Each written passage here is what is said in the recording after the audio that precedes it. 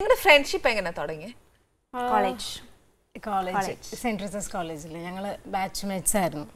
അപ്പോൾ അവിടെ വെച്ചിട്ട് നമ്മൾ ഗ്രൂപ്പ് സോങ് അല്ലേ, ഗ്രൂപ്പ് സോങ് ഈസ്റ്റേൺ ബാൻഡിൽ ഗ്രൂപ്പ് സോങ്ങിൽ വെച്ചിട്ടാണ് സഞ്ജന ആദ്യമായിട്ട് പരിചയപ്പെടുന്നത്. അപ്പം ഞങ്ങൾ അവിടെ നിന്ന് തുടങ്ങി. പക്ഷെ അത് ആ ബന്ധം കോളേജ് കഴിഞ്ഞപ്പോൾ ഇത്തിരി കുറച്ചൊരു ബ്രേക്ക് വന്നു. കാരണം സൗമ്യ പഠിക്കാൻ MBA പഠിക്കാൻ പോയി, ജോലിക്ക് പോയി ഹൈദരാബാദ്. പിന്നെ എൻ്റെ കല്യാണം കഴിഞ്ഞു. ആ സമയത്തൊക്കെ കുറച്ചൊരു, പിന്നെ വീണ്ടും ഇപ്പോൾ മ്യൂസിക്കിലേക്ക് വന്നപ്പോൾ വീണ്ടും ബോണ്ടേജ് സ്ട്രോങ് ആയി. ഈ ഹൈദരാബാദിലൊക്കെ ഭയങ്കര പാട്ടുകളല്ലോ അവിടെയൊക്കെ. അതെ, പക്ഷെ അന്ന് പറയുമ്പോൾ ചേച്ചി നമ്മൾ ആദ്യമായിട്ട് ഡിഗ്രി കഴിഞ്ഞ ഉടനെ എനിക്കൊരു ജോലി കിട്ടുകയാണ്. ആ സമയത്ത് ഓണസ്റ്റ്ലി സ്പീക്കിംഗ് അവിടുത്തെ ആ മ്യൂസിക്കും അവിടുത്തെ കൾച്ചറും ഒന്നും ഞാൻ എക്സ്പ്ലോർ ചെയ്തിട്ടില്ല.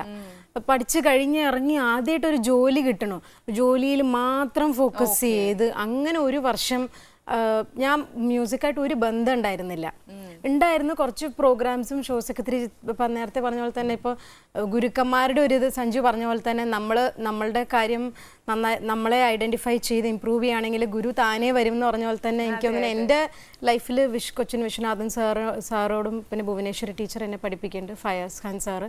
ഒപ്പം ഞാൻ എൻ്റെ മനസ്സിൽ ഓർക്കണ ഗുരുവാണ് വിജയ്പാൽ സാറ് വഴിയിട്ടാണ് ഈ റെക്കോർഡിങ് എന്താണെന്ന് അറിയാം, സ്റ്റുഡിയോയിൽ പോയിട്ട് എങ്ങനെ പാടണം, പാട്ടിനെ തന്നെ എങ്ങനെ നമ്മൾ എടുക്കണം. ലേണിംഗ് പ്രോസസ്സ് തന്നെയാണ് സെഷൻ സിംഗിങ് എന്ന് പറയുന്നത്.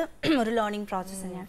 നമ്മൾ സ്റ്റേജിലോ മറ്റ് വെറുതെ പാടുന്ന നിന്നും ഡിഫറെൻ്റ് ആയിട്ട് how to give life to a song, അത് ഒരു എക്സ്പീരിയൻസിൽ കൂടെയാണ് അത് നമുക്ക് മനസ്സിലാക്കാൻ പറ്റുക. ഓക്കെ, ഇപ്പൊ ഹൈദരാബാദിന്റെ കാര്യം പറഞ്ഞപ്പോഴാണ് ചോദിച്ചത്. സംഗീത ഒരു തെലുങ്കു പാട്ട് പാടിയായിരുന്നു.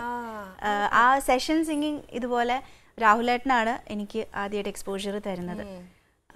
രാഹുലേട്ടന്റെ മ്യൂസിക്കിലാണ് ഈ ഓ മൈ ഫ്രണ്ട് എന്ന് പറയുന്ന പടത്തില് പാടിയേക്കുന്നത്.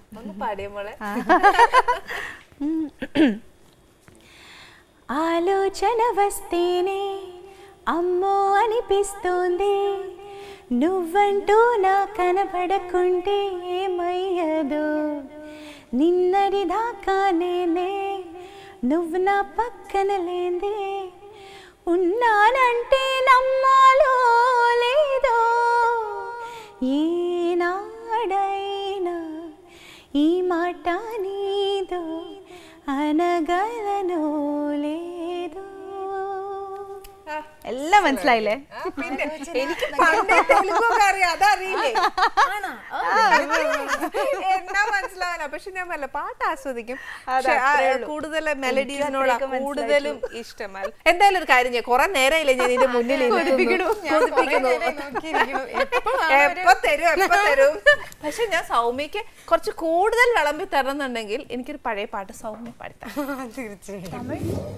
தென்றல் வந்து என்னை தொடும், ஆஹா சத்தம் இன்றி முத்தம் இடும், பகலே போய்விடு இரவே பாய்கொடு, நிலவே பன்னீரை தூகி ஓய்விடு, தென்றல் வந்து என்னை தொடும், ആഹാ സത്തം ഇன்றി മുത്തം ഏടും. ഇതുപോലത്തെ ഡെലീഷ്യസ് ഫുഡ് ആണെങ്കിൽ ഇനിയും പാടിത്തരാം അല്ലേ? സമയം എടുത്ത് എത്ര പാട്ട് വേണമെങ്കിലും പാടിത്തരാം.